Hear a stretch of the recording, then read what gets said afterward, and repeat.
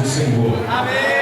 Glória a Jesus. Essa noite, louvo a Deus por estar nesse trabalho realizado pela juventude. Aleluia, aleluia, aleluia, aleluia.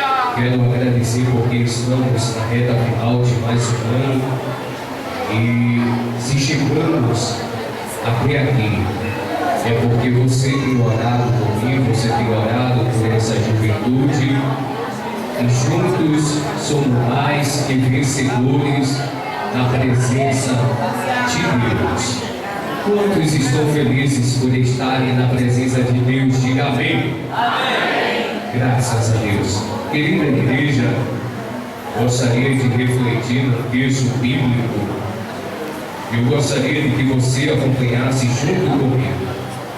Evangelho segundo escreveu Mateus, capítulo de número 9, e o versículo de número 12 e 13, que diz: Jesus, porém, ouvindo, disse: não necessitam de médicos os sãos, mas sim os doentes. Ide, porém, e aprendeu o que significa: misericórdia quero, e não sacrifício, porque não vim para chamar os justos, mas os pecadores ao arrependimento.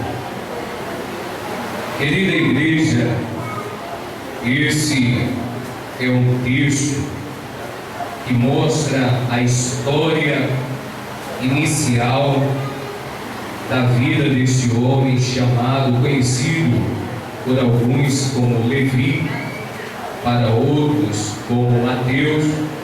Mas uma coisa é muito importante e significativa na vida deste homem, é que a história de vida dele foi marcada. Talvez ao longo deste ano sua história de vida tenha sido marcada com coisas felizes, com problemas, com dificuldades, com momentos de enfermidade, momentos difíceis, aquela porta de emprego que se fechou. Mas nessa noite eu quero que a sua história de vida seja marcada nesta noite com a presença de Deus, porque é a coisa mais importante, é aquilo que é essencial para a vida do ser humano. A nossa história já foi marcada, e isso é um motivo de nos alegrarmos, de darmos uma festa, porque Ele mudou a nossa história, porque Ele mudou a tua vida. Quando alguém olhava para ti e dizia que não ia acontecer nada, quando alguém olhava para você e dizia que você certamente não iria chegar até o final do ano, Jesus disse: eu marquei a sua história de vida. Aleluia! Glória a Deus. Querida igreja, esse texto fala de Mateus, um cobrador de impostos, pois nos diz o texto em questão que Jesus havia descido à cidade de Cafarnaum, uma cidade marítima, possuía um porto, e este homem ele trabalhava na alfândega, era um setor responsável pela entrada e saída de certos produtos pela rota marítima. E Mateus era um homem que tinha um compromisso diante da sociedade, pois aquele homem ele tinha um cargo importante dentro daquela comunidade judaica, mas existia uma espécie de ódio, de rancor, de hostilidade que cercava o povo judeu em relação a todos aqueles que serviam a Roma. Ora, Roma havia dominado a Judéia possivelmente no ano 63 a.C. E para os judeus, eles não aceitavam de forma alguma inadmissível que um judeu trabalhasse para um império do qual eles consideravam ladrões, prostitutos, pagãos. Era inadmissível tal coisa.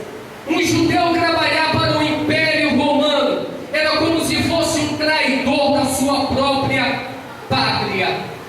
Imagine você, um homem que tinha uma posição social, mas como estava na alma daquele judeu? Segundo o escritor, ele disse que tudo que o povo judeu fazia de forma religiosa. Eles festejavam de forma religiosa, eles se juntavam de forma religiosa. Tudo existia uma questão religiosa na vida da comunidade judaica. E aquele homem já havia se separado de tudo aquilo. Ele estava excluso daquela sociedade. Mas aquele dia foi o dia que Jesus marcou para mudar a vida daquele homem. Assim como Jesus mudou a sua vida, Jesus estava mudando a vida de Mateus. Glória a Deus, aleluia. Jesus apareceu naquele lugar e disse: Mateus, vem e me segue. E eu comecei a questionar o que houve para que um homem pudesse seguir a Jesus, se ao menos ter uma intimidade, uma aproximação. É possível que Mateus tenha observado que ao longo da sua estadia em Cafarnaum, muitos milagres haviam acontecido enquanto Jesus estava naquela cidade. Ele sabia que Jesus era diferente. Não era um sacerdote que esbanjava a hipocrisia de uma religião. Não era um líder, mas um líder religioso. Segundo um presbítero uma vez me falou, o Evangelho é nada mais, nada menos do que um relacionamento de amizade. Jesus, ele veio restaurar este relacionamento de amizade com Deus. E Mateus naquele dia estava tendo um relacionamento íntimo, incomparável e maravilhoso com Deus. Sabendo isso, Mateus sentia uma grande alegria a ponto de dar uma festa em sua casa.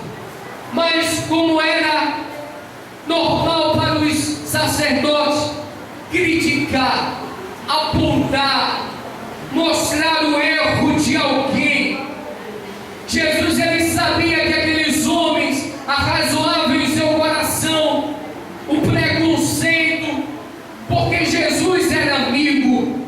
Jesus estava estabelecendo uma amizade verdadeira com aquele homem. E Jesus disse: por que é que vocês trazem isso em seu coração? Eu quero que aprendam uma coisa: misericórdia eu quero, e não sacrifício. Enquanto vocês estão preocupados em mostrar um sacrifício de hipocrisia, eu estou preocupado de mostrar misericórdia com aqueles que estão doentes. Afinal, aqueles que estão doentes, os que têm boa saúde, não precisam de médico. Mas se os que estão doentes, se você, meu amigo, chegou aqui nessa noite, é porque você precisa de Deus. E a palavra de Deus é o que vai trazer cura para a tua vida espiritual. Afinal, nós que estamos aqui fomos alcançados por essa maravilhosa luz. Quantos creem nisso, diga amém.